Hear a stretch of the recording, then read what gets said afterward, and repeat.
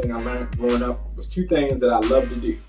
First thing was read and always seek more knowledge and education. So that's one thing I always love to do. My whole life changed. It was like, how does somebody go from college and now in prison? I had all these good grades, but I couldn't control this side of my life, the fighting. It was getting the best of me. Police knock on my door. Mr. Upshur, you got to come with me. Next thing you know, I'm inside of a holding cell in college saying, yeah, for a strong arm robbery that you did. So now, my whole college career is now done. I'm back home, living with my mom, and I'm trying to figure out a way out. It's a Sunday morning. Never forget, December 5th, 2010. Somebody called me and said, hey, I want $60 for weed. I give him the weed, he gives it to his friend runs. So now it's just him right there, and he's not running. So first thing in my mind is, are you crazy? So when I get out the car, he pulls out a gun, puts it to my head. Right in front of my Lexus, he pulls the trigger, but the gun jams. Once the gun jams, he runs. Instead of me letting it go, I chase him. So now I'm running at the guy with a machete in my hand. And just like a horror movie, he loses his shoe. When he loses his shoe, he turns around and tries to bang me. I see it coming. I turn him around. I take the machete and I aim for his heart. It goes right into his body. It comes right up the front. Blood everywhere. In my mind, I just knew I hit his heart. Fast forward in the trial, come to find out, I missed his heart by 3 millimeters and he would die. Now I'm going to talk about close friends. Ride or die. You know how that goes. We ain't gonna never tell each other this, that, and third. He gave it all up. They said the guy's about to die. It's a murder charge. So it's gonna be on you if you don't tell us. Told him everything. But this is the crazy part. We're inside of a cell together. So at this time, I didn't know what he said. He gets a bail. I don't because I got a record. So he ends up bailing out. Once he bails out, a couple days later, my lawyer gives me the whole disclosure of everything that he said. So mind you, for the whole 3 weeks I was in the cell, he was in there like, man, we can beat this. So now I go from a college student, a 2-time college student, to now actually facing an attempted murder. I'm just trying to look for hope, So basically, during this time, it's the lowest point of my life. And the only thing I can think of is to try to use what I always loved to do, going back to childhood, education.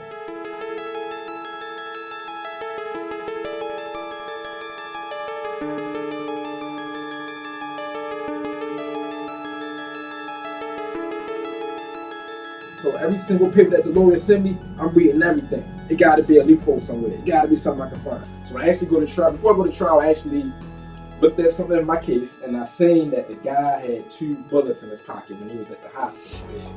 Those little that small little facts right there was enough for me to tell my lawyer, look, I know it's ugly, but he had 2 bullets in his pocket, and he said that all I did was come and stab him. So basically, I got a somewhat imperfect self-defense case because I found that. My lawyer didn't find that. I found that. So when I found that and it got quiet, I said, I might actually see freedom again. Realest moment in my life. I'm in the cell and they said, hey, Mr. Upshur, they got a decision. So it was just a moment where I actually just came down to my knees. At that moment, I said, God, if you find a way to get me out of this, I promise you, I'm going to motivate people for the rest of my life the right way. I'm going to motivate them. They gave me an 11-year sentence, but the thing about the 11 years was all misdemeanors. In the state of Maryland, if you get misdemeanors, 25% of your time you go for parole. I went in front of the parole board the second time, and I told them what I was trying to do. Look, I'm trying to get in real estate. I want to start my business. I got a game plan. I'm starting my profit. I need another opportunity. I need another chance. They granted to me. So, 3.5 years, I came home from prison happy. I got another chance at life, man. My family was so happy, supported me the whole time. And at that moment, yeah, I was happy, but then I went right into go mode. I'm not playing. I almost lost my life with what I did. So here, I got another chance. I'm gonna definitely go as hard as I possibly can this go around. It ain't gonna be no me going back. Hey, look, my name is Alan Upshur. I just came home from prison. I'm trying to be right with myself. I want to start a business. I'll give you a piece of candy for any donation you got. I'm just trying to do things the right way. And I went everywhere. I went to Morgan State, Towson, I went to different colleges. And in 30 days, I raised $1,500 worth of money. That $1,500 worth of money, when I was in prison, I learned how to do an LLC. I learned how to do a trademark. So it started right. I even got Remy Ma. Remy Ma actually gave me a shout out on Instagram for one of my shirts. What up, guys? Your girl, Remy Ma. Shout out to my man, Alan over here. Be more, go so, get out, stay out. I can relate. I got Elvis Duval from the Ravens. I got John Waters, showcase a hat. So I was motivating Baltimore City, and it was like, man, this guy came out from prison and he's doing things the right way. Try again, boom, failed 3 times. I failed 4 times on the real estate test, and I'm like, man, maybe it's just not meant to be. I go again and take it, and I pass on the 5th time. Once I pass on the 5th time, I get a letter in the mail next week, basically stating that, Mr. Upshur, yeah, you passed your real estate license, but you got a criminal record, so we're going to deny you. And y'all telling me that everything I done did, all the fights I done been through, to come home and do things the right way, you going to deny my real estate license? After all I've been through, you going to deny it? I was hurt. Thinking about the streets again. This is like, maybe the streets is my calling. Maybe I just got to be a gangster and just stay in the streets. Maybe that's what it is for me. So they actually gave me a hearing to defend myself. I had so much support more than I ever done. So when I went in front of the board and they seen everything I did since I've been home, they overturned it, man. And they gave my real estate license. It was like the happiest moment of my life. 71 houses, man, in 19 months.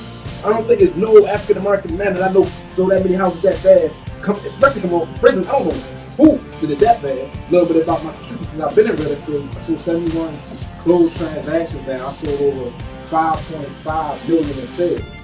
So four components I use for my brand go so for myself to get me by. 4 things is honesty, sacrifice, networking with like-minded people.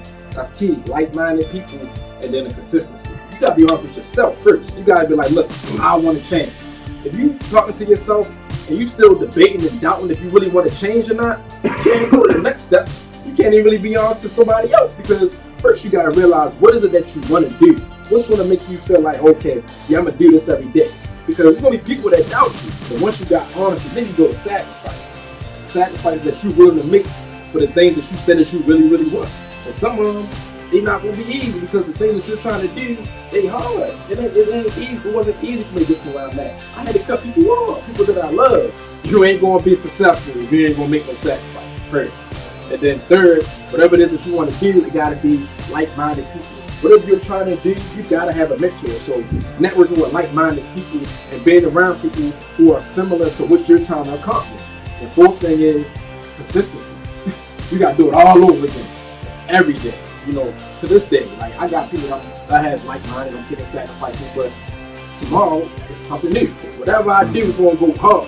So just be true to you, and you're gonna make it. That's my story, man. Let's thank Mr. Allen for coming in. Cody, you got one more question? Yeah.